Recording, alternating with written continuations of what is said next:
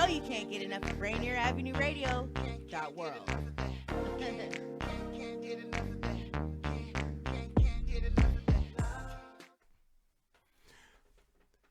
Welcome to Rainier Avenue Radio World in our special edition of the impact of the coronavirus on South Seattle and surrounding communities. We started doing this on Friday the 13th and heard from members of our community, and we've been doing it every Friday since. We've also had a number of different shows where we focused on other communities. We've had the opportunity to talk to folks from Safeway who told us what was going on in our community and again about the precautions that they were taking for the frontline employees at that time who were continuing to be there and put themselves in the way of this virus. We spoke to some of our small business owners like Tia Mathis at the Royal Room and Theo at Island Soul. We spoke to our educator, student advocate, Deshaun Jackson. We spoke to members of our community who had COVID-19 before they were even saying that it was impacting South Seattle. Then we started to talk to folks outside of our communities as well, realizing that we were all in this together and hearing different stories during isolation about how communities were being impacted. We talked to the mayor of Bremerton. We talked to the mayor of Tacoma. And right now, we are talking to the mayor of Yakima, Patricia Byers. Are you on the line, Mayor Byers? Here. Okay. And I think you're there, right? Are you? I am in Yakima right now. Okay. Got you. Just wanted to make sure we had you. Well, welcome to Rainier Avenue Radio. We're a community radio station based out of South Seattle. And what we do is we actually broadcast shows in the interest of our community. We have about 70 different programs that were created by members of our community. So we broadcast everything from critical issues to sports, all types of music. We have youth programming. We broadcast in multiple languages. And actually, Mayor Byers, we were in Yakima at the Sundome, I think the 4th through the 7th, broadcasting the 1A basketball tournament from the Sundome. And the WIAA basketball, yeah. I was there one day. The well, we were there broadcasting every day, and it was just after that, that following Monday when things began to change. So yeah. Let's start off by telling, again, you may not have heard, but our listenership around South Seattle has increased exponentially and our surrounding communities, and we have found that now we also have a large audience listening regionally and nationally and even internationally. As I mentioned, at one point, Seattle was considered the epicenter for this, and we've been watching how this unfolds. So for folks who may be unfamiliar with Yakima, can you start off by telling us a little bit about Yakima and who the communities of Yakima are? I would love to, because I absolutely love this community. So Yakima is actually the largest city in Yakima County. We're the county seat.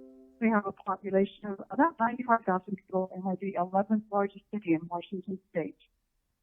We have been a cultural, business, education, services, governmental focus for most of Central Washington region since I founded about 125 years ago. So we started out pre-agriculturally, but we've grown from our agriculture to be really a diverse, vibrant city. We still rely heavily on agriculture, but we have over 250 manufacturing firms located here producing things like aircraft parts, wood products, plastic products, recreational vehicles, communications technology, and even music stands. So we have some unique industry here. You know, probably three of our largest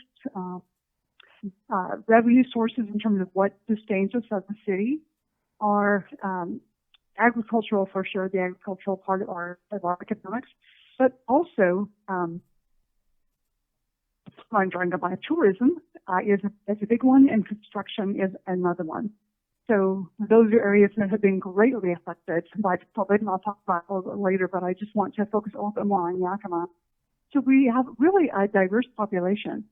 because we're an agricultural area, we have a high residents of our Hispanic Latino community, probably 40 to 60%, 70% of the students in our schools. We also have a Filipino and Japanese and a large Native American population as well. So we're kind of diverse in that sense.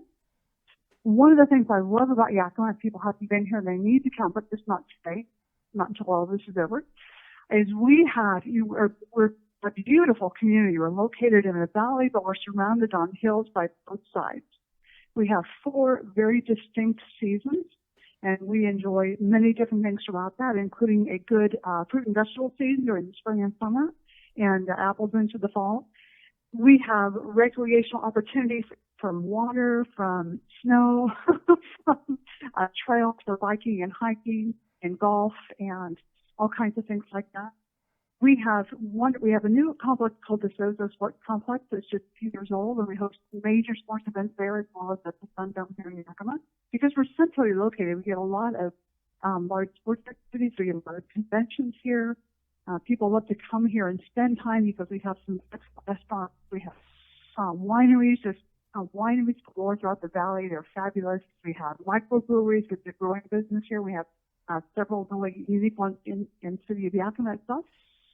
So we just are a wide variety of opportunities to come and visit our community and enjoy everything we have to offer. Sadly, we can't invite you to come right now because of the COVID. But when we are past it, and we will be past this as a city, as a county, as a state, and as a nation, I firmly believe that, then come on over because we'd love to have you visit our beautiful city. And one of the big things we have here, too, is a broad arts community. We have 2 or 3 different venues in the community for music. We have a Capitol Theater, which has a classical season and a pop season and a kind of a Broadway music season. We have the Seasons Performance, which has a wide genre of music they bring in annually. We have community concerts. We have just some amazing things like that going on. We have art galleries. We have many, many local artists who are very gifted. We have, oh my God, you just go on and on. So how much more do you want to know about Yakima? You know what? That is great to share. What I do want to know is how does it work to be mayor? You don't get voted in by the city council decides who the mayor is. Is that how that works? That is correct. We have a council manager form of government, and so I represent District 3 in my city. When I was voted onto council, when I just came on council in January, I came in representing District 3. We have 7 districts. And then at our first meeting, we had a swearing-in ceremony January 7th. That was about 4 in the afternoon. And at 5:30, we had our first official meeting. And from that meeting, I was elected mayor by the council. And, well, here comes the big question, Mayor Byers. Again, you're listening to Rainier Avenue Radio.world. It's me, Tony B. This is our special show, The Impact of the Coronavirus on South Seattle and surrounding communities. I'm talking with Mayor Patricia Byers of Yakima. As I mentioned, we were in Yakima, I think the 4th through the 7th at a WIAA state basketball tournament. The city was vibrant and alive, and then we left and came back to Seattle on the Saturday. With all of the things that you just said about the economy, about the community, what has been the impact of the coronavirus on all of those things in Yakima? There are some, there's most of the impacts are of great concern. There are some good things that have risen in the community out of that. So I'll start with the concerns first. Our small businesses have been the most greatly impacted, as I'm sure they have in every community. And so we have local restaurants, some of them have closed altogether. Others have chosen to stay open, and they do takeout orders only. So they are able to have, some regular income as long as the patrons are coming in and purchasing meals. And we encourage, our community, if you would be going out and eating, go out and get a meal to go and bring it home. My husband and I do that often, probably more often than we used to eat out before this, because we really want to support our businesses. So we have, our auto sales are, there was one auto sales dealer I talked to had not sold a car in 5 weeks, and that is their income.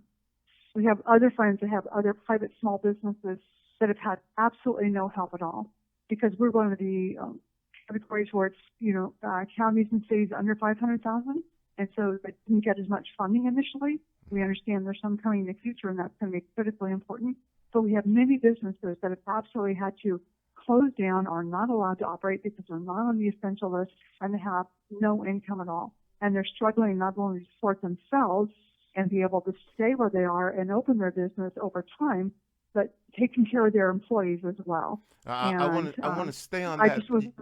I'm sorry, Mayor Byers. I want to stay on that, but you mentioned something before about that 2.2 trillion or whatever number that is.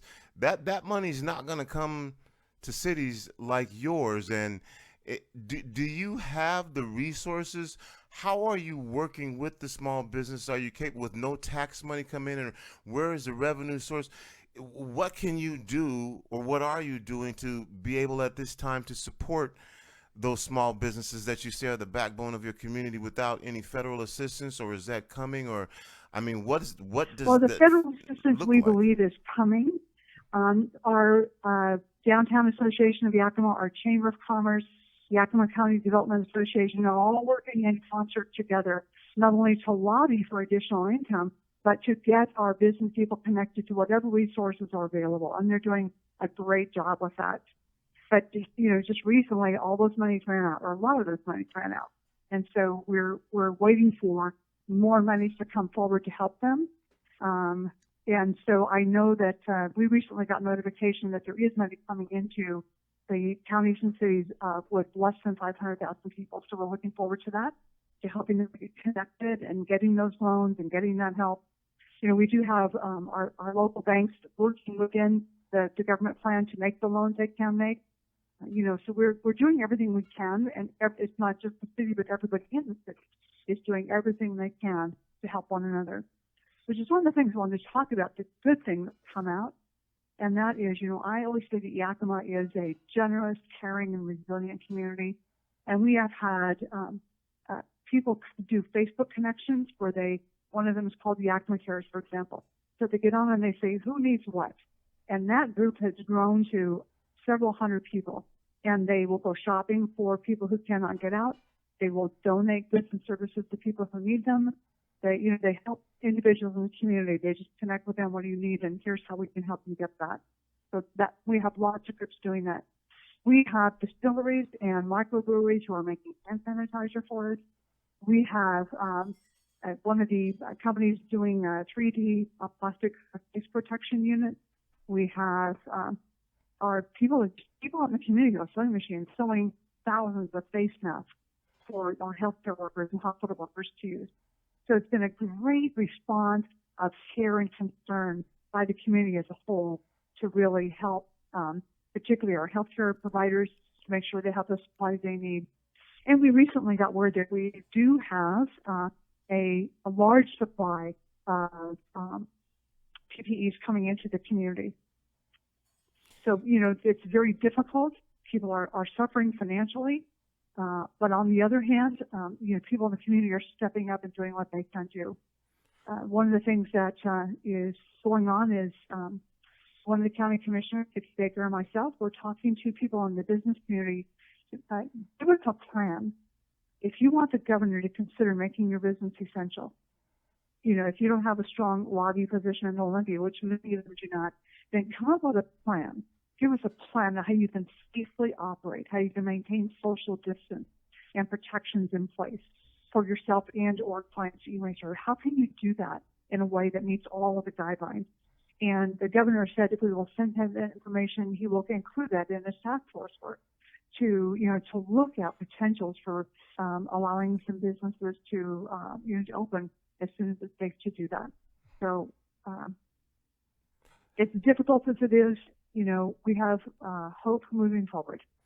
And tell me about the impact on the health ecosystem in Yakima. What are the numbers? Have there been outbreaks? Is there testing available? What's going on in the hospitals? Do you have a sense yet of how health-wise this is impacting your community? And we know now, again, the statistics are coming out that Again, people of color, it is now saying that the disparities that were there before are continuing to raise their head and impacting these communities more. Do you know what the temperature is, health-wise, Well, of the members of your community? The city, I will tell you that the city, the county health department, the emergency operations department, and the other providers that work in this area, we have been working in concert. We have daily conversations about those things. And we do a daily update. I'm just looking at my most current update here on the computer as we're talking.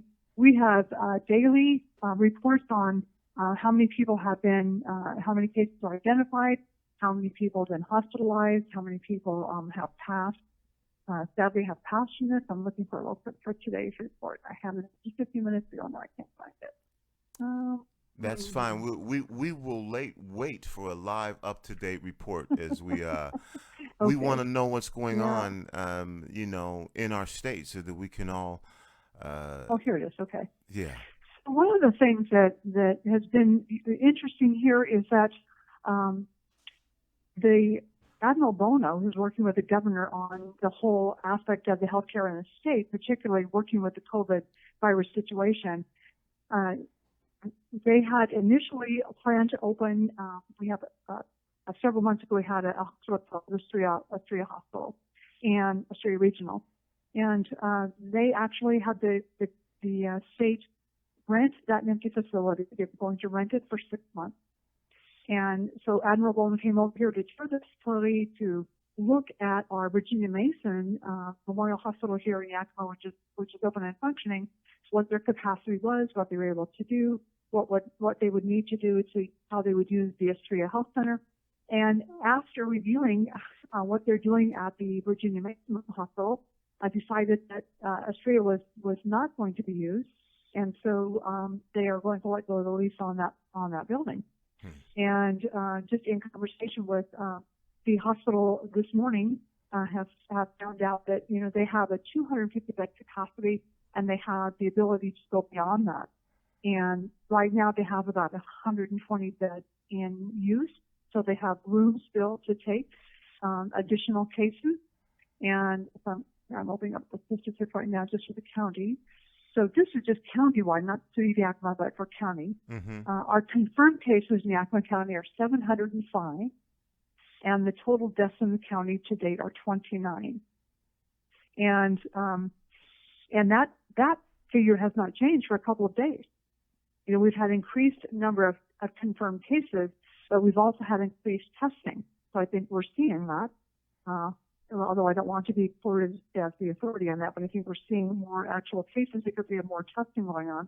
We had, last week we had a FEMA testing site here in Yakima for a week, and besides giving the additional testing last week, they left all the additional supplies as well as we had test kits in hand that we're using while we're waiting to get some more in.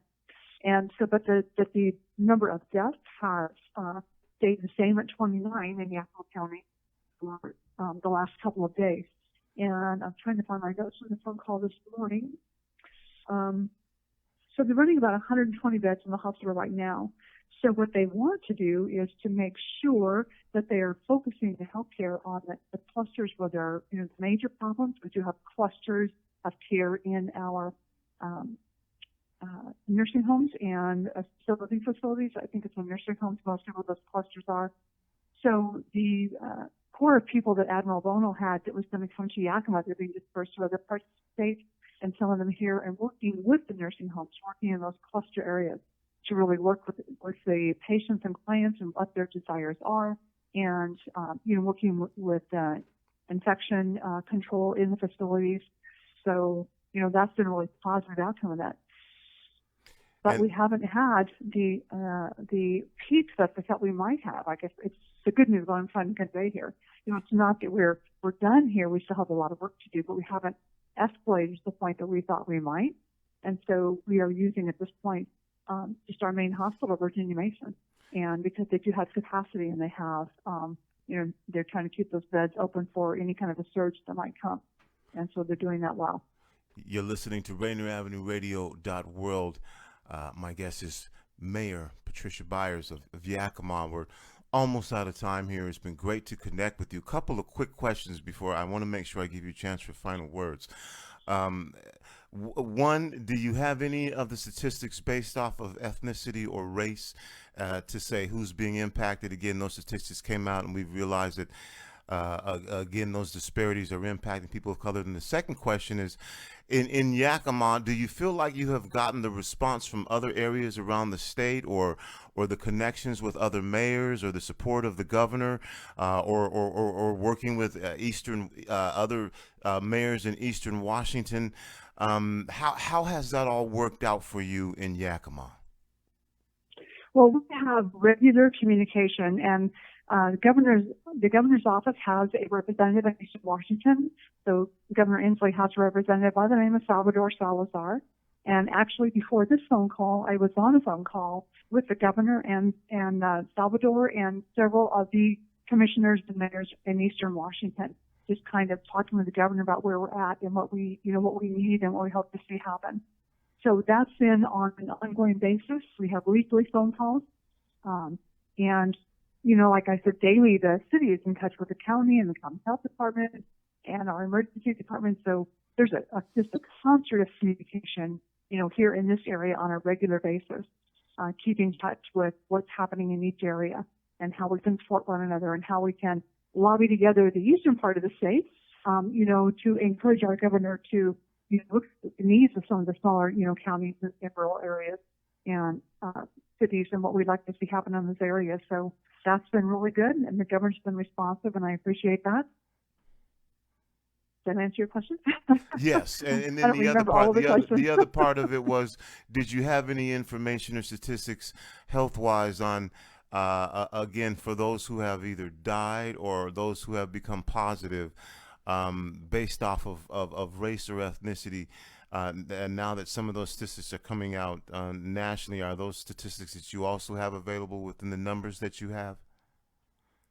Well, in terms of percentages, I will tell you that the highest percentage is with our seniors, like between 70 and 90 years old. That's the greatest number of those that have died. Mm-hmm. But interestingly enough to me, in our 20 to 29-year-olds, 15%, and 30 to 39-year-olds is 14%. And this is cases, not deaths, but this is the number of cases in the county. 50 to 69-year-olds is 17%. So we're all kind of in that same range. Mm-hmm. And but when we actually talk about the deaths, the largest percent of deaths is in our probably between 70 and 90 years old. Well, we're seeing that because we're seeing clusters in our nursing home. Okay. Mayor Byers, thank you for joining us here. We got a couple minutes left here, so I wanted to leave time for you to give us final words. Just again, we kind of had to rush through some things. I wanted to let folks know who the community is, who the community, again, what the economy is there. But if there's something that you would like to say, whether it's to members of your community or just, again, to our audience in general, I want to give you the opportunity for final words here. I do regular broadcasts from City Hall to our community. We have a great communication team here. So we have TV, we have an online platform, a Twitter feed, Facebook. So we're getting the message out that we are all in this together. And I always try to commend those people in the community, certainly all of our first responders. We all have a huge debt in every community we have to our first responders, our police, our fire department, all of our health workers, all of our schools who are putting out, meals and for students and doing daycare for first responders. So we have a lot of people who are actively out working because they are essential and necessary. They're doing a fabulous job. We are eternally grateful for them.